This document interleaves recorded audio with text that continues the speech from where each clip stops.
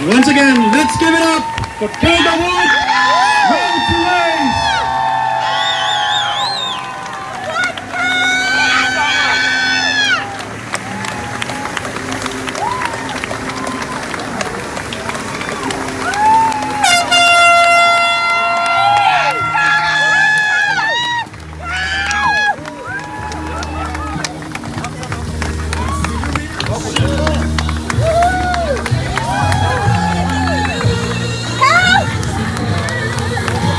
Let me hear you!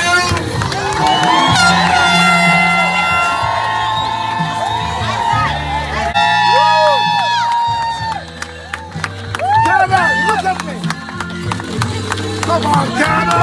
Come on, Kelda! Come on! You did it! You did it, Kelda!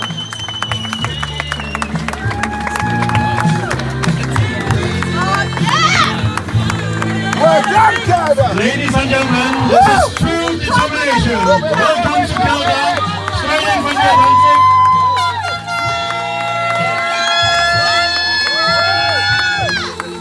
Come on, Kelda, you did it! Yeah, ready?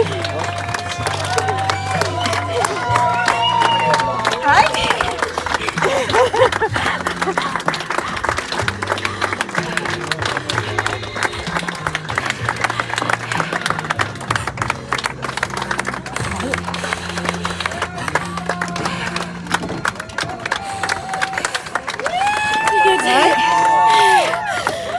Let's give Kelda a big hand and a big warm welcome to Nelson's Dockyard in Antigua.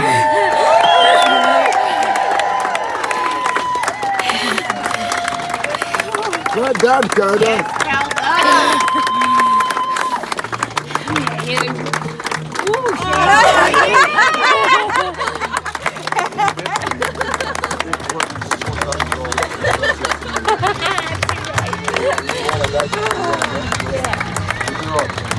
Isaac Geeson, the blue rower, came in a week ago. Yeah, boy! 6 days. You made it, girl. Oh shit! Oh. I told you I was gonna go.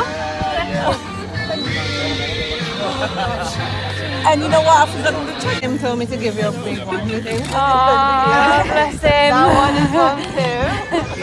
And then there's also. Oh, welcome. Well done, you guys. Yeah, I feel like I'm being a drama queen. No, you're not being a drama queen. You'll be Oh, well done, you. Oh, last one in. I've kept everyone here. And I can now officially announce that we have a Guinness World Record here tonight. Kelda Wood is the first adaptive female to cross any ocean solo.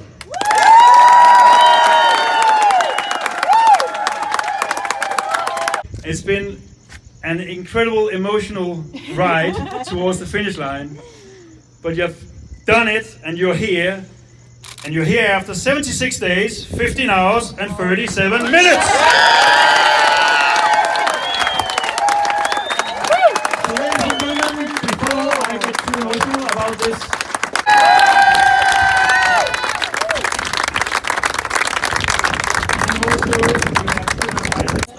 What's your motto? It's not about saying I can't, it's about saying how can I.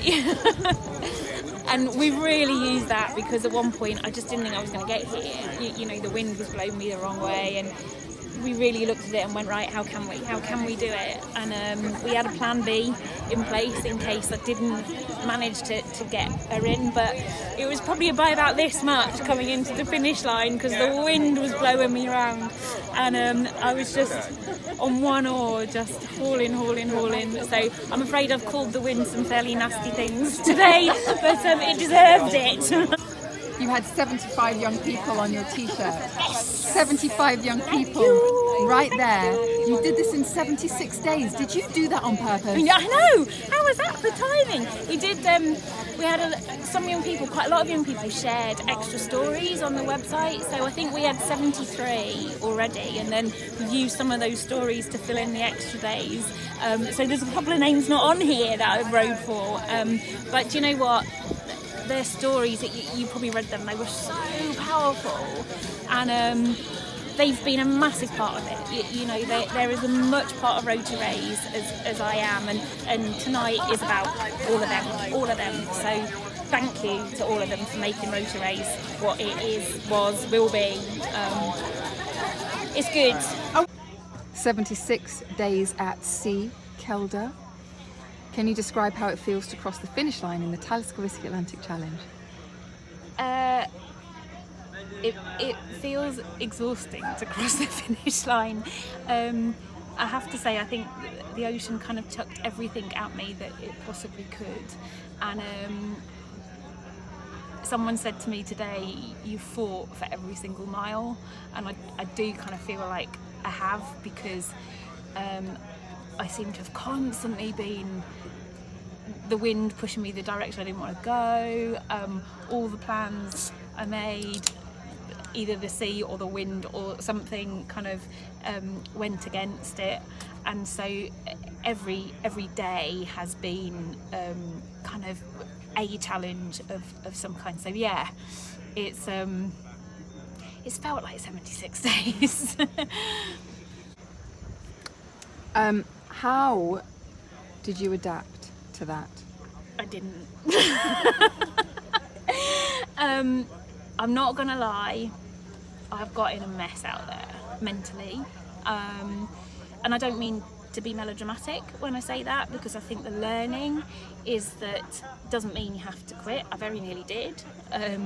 You know, I really said a couple of times, I can't do this. This is actually having a negative impact on my own well-being, and I need to get off this boat. I've got to get off this boat.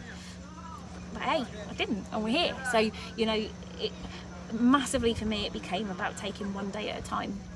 Because when I was back on week one and realising that I hated the solitude and I hated the frustration, I didn't want to be there, and I'm thinking I've got 10, 12, however many weeks, that fried my brain. So I literally just adopted an attitude of one day at a time, get through today, and that's all we've got to do. So I guess that was how I adapted. You know, it was a case of, okay, it sucks, but it doesn't mean you have to quit, you know, just one day at a time, and eventually you get here. And how did your motto, your personal motto, help you? Tell us what that is. So the personal motto is, it's not about saying I can't, it's about saying how can I. And I tell you, I've had some conversations with myself out there, because I kind of, a few times I went, well, that just isn't true, is it? You know, why have you said that for all these years, Kelda? Because I can't do this. And I have had those conversations a few times with myself, but I think, and I have said, I can't do this a number of times out there, but at one point when I really was struggling mentally, and I was like, I can't keep going, because this actually is having a negative impact on me. But we put a plan B in place, and in having the plan B, that almost made it okay for me to keep going, because I knew if I hit a wall. So I said, okay, I'll give it till next Friday, and if I still feel like this next Friday, then, and then I got to the next Friday and I was like, okay, I'm still here, and actually maybe, and even up until last night, we still had plan Bs in place. So, you know, I guess that was how could I, how we made it possible. So it is true, even though I questioned it a few times. So how does it feel then to be the first, you've broken a record, you're the first adaptive person to row the Atlantic solo? Yeah. Tell us about how that feels. I think for me, it's never been about world records or being the first or whatever. It's been about inspiring, and you know, young people who were stuck where I was when I was struggling with my injury, and to try and, you know, it was to get a platform to be able to say, come on, you know, and you don't have to row an ocean. It's just about doing something. And so the whole sort of gem with that first ever was that hopefully it will really give us a platform to shout and reach out and inspire other young people who are struggling mentally or physically with whatever they are. And I think, again, I don't know, because I obviously haven't been able to see all of the social media and everything, but the feedback I've been getting is that it's really worked, and I hope we can sort of pick up and run with it now and really reach a lot more young people, especially now we've got that first ever tag, because hopefully that'll give me the opportunity to shout a bit louder. So that was what it was about. And how are you shouting? What's your charity? So the charity's Climbing Out. And I set Climbing Out up after my own injury, and we support young people who've been through mental and physical trauma. So the whole idea was to raise awareness about the charity and try and let young people know about it, and to get them to get in touch and get involved with us and get the support that we offer. But it also was kind of bigger than that. It wasn't just about climbing out. It was about inspiring young people to have the confidence to try whatever they want to try. And one young person sent me a message when I was out there, and it just went, I'm going to follow your lead and I'm going to go and do stuff. That was all it was. That was all they said. But oh my God, that was magic. You know, that's what it's about. Like, go and do stuff. It doesn't matter what it is. And another girl, she'd been planning a fundraising walk, but she'd never got round to it. And she was like, I'm going to do it. I'm going to do it. And yes, like, and I hope there's a lot more people that I don't even know about that have just gone, oh, maybe I will do it. So if that's happened, I'd do another 76 days. So yeah.